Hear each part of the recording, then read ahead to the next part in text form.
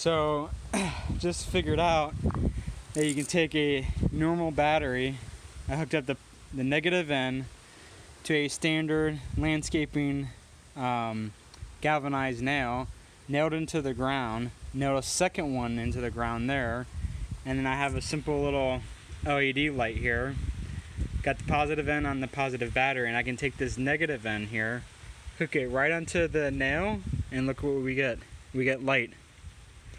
So that means our negative power is going through the ground to this other rod. And just to show you that it's not connected to anything, it is just a rod nailed into the earth,